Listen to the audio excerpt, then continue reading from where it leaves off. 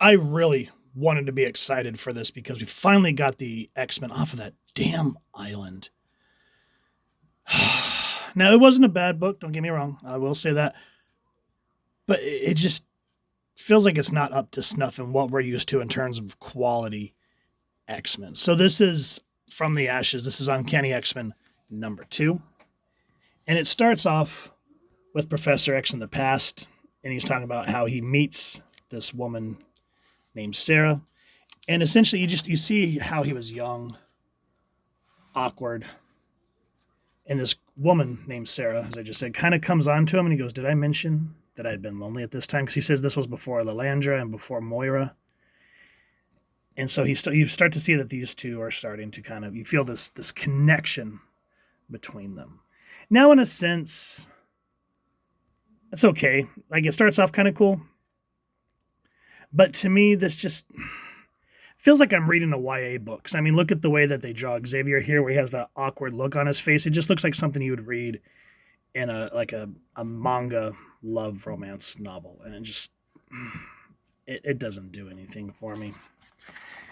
And then after that, if you guys want to read what's going on so far, feel free to pause and read that, because I read it. I don't care. This is writer Gail Simone, artist David Marquez, colorist Matthew Wilson, letterer VC's Clayton Cowles. There's everyone else working on the book, and of course the X-Men were created by Stan Lee and Jack Kirby. Now we jump to the present. Apparently the remaining X-Men are hanging out in this place that Remy is keeping everyone safe. And storytelling wise, I feel like it jumbles because you're getting everybody's different thoughts. And I don't feel really like I give a damn. So we see Rogue saying it's our first night at Haven in Louisiana. We thought no one would come looking for us unless we wanted them to. But I called half a dozen mutants I thought were friends, and not one of them picked up. And then we see these kids. "Please, we need help, please." And now these kids show up looking for help, looking for the X-Men. Only problem is they don't seem to be any X-Men proper anymore. Whoever they are, on the line, Rogue. And I don't think we can count on your man, Gambit. And apparently Gambit stole one of the eyes of Amagatu. I just don't care. And we try to go in to talk about what kind of is inspiring him as this kid passed away. He goes, "I want to help these kids. I'm just not sure how." So it at least gives you some emotional connection. But before there's any type of understanding, all of a sudden Logan comes up and goes, "We ain't accepting social calls at the moment, kid." My dude, don't touch me, seriously. And then just like out of nowhere, the Eye of Amagatu shocks this dude. "You okay there, honey bun?" "I gotta say, the safety was off of this thing. Good guess." And then it just goes into full-blown violence. Like, we don't get to know any more about these characters at the moment. We see that this girl's kind of like, Ileana, in a sense. This dude, his attitude and the way he's able to deck Wolverine reminds me of Roberto. And then we get this girl, I just didn't care so much that I don't remember her name, but she's basically like a speedster to a degree. And it's just fighting. Oh, and this is another thing I wanted to bring up. Venom War. Everybody has a symbiote. Woohoo. This reminds me of an episode of the Cleveland Show, where Cleveland Jr. is at Comic-Con and everyone's talking about Firefly and how everyone's kind of a rebel on Serenity. And he says, "I didn't like it because once everybody's Han Solo, no one's Han Solo." And this is kind of how I'm starting to feel with how much we shove the symbiote down every Marvel character's throat is at this point. I don't know. That's just me. Let me know what y'all think. And so again, a lot of senseless violence over a misunderstanding.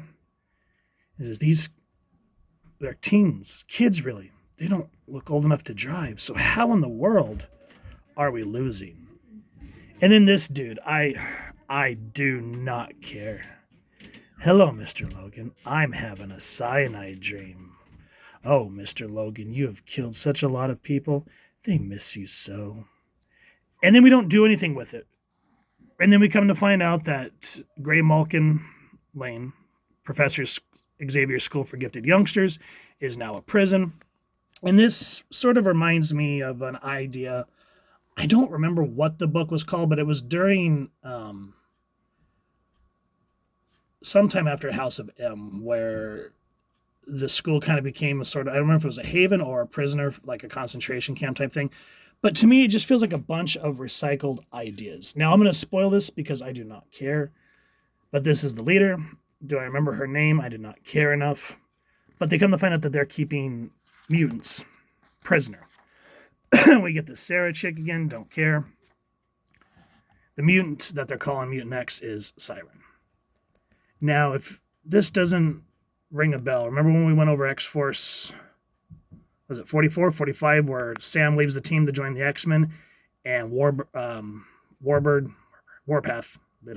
is trying to find Teresa, and we come to find out that she's locked up in some sort of mental institution. And I feel like we're rehashing stuff, just not with as dynamic art or storytelling.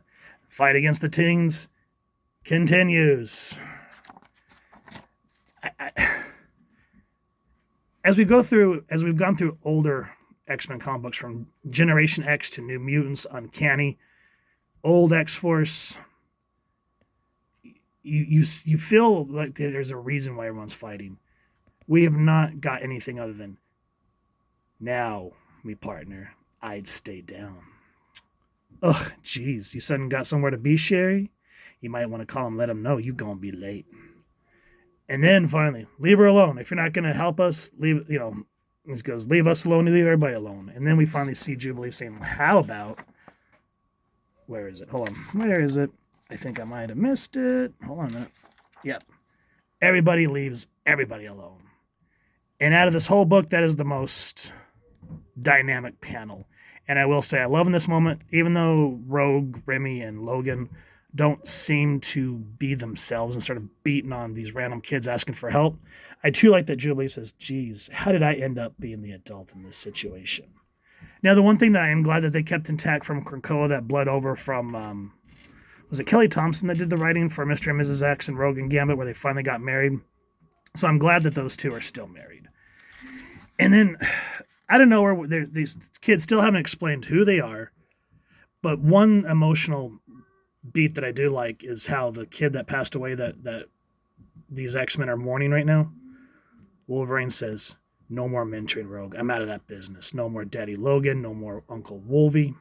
It ain't worked out. No, these kids are still alive, Logan. Not all of them. And it's more emotional because before Jubilee, the last person that he trained after Kitty was Rogue. So they have that father-daughter relationship. And then, of course, we get a great moment between Rogue and Remy. I'm assuming Rogue doesn't really have her powers at the moment. But it's just, the dialogue. If I talk to them kids, do I get a kiss, Sherry? Sugar, you calm them down. I'll put my mouth on you so hard you feel it for days. And keep that thing in your pants. They're scared enough. I meant the amulet, Dark Eyes. Damn, stuff going down in the teacher's lounge. You can blame them. Love is morphine. Comfort before death. Who gives a damn? Anyway, the character named Sarah. Yeah, apparently she's working for the bad guys in Professor X's school. That's it. That is Uncanny X-Men number 2 in a nutshell. Woo! Now, if we go over something like, let me give you an example real quick, kind of give you a preview of what we'll be going over here soon. Let's go over to Batman 291 from 1977 right quick. Catwoman's on trial for allegedly killing the Batman.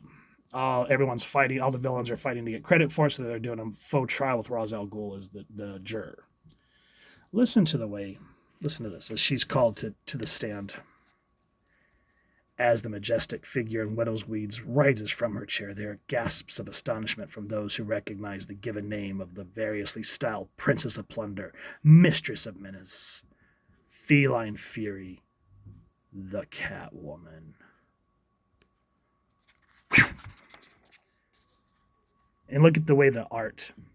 Batman's stopping a robbery at this very chic salon.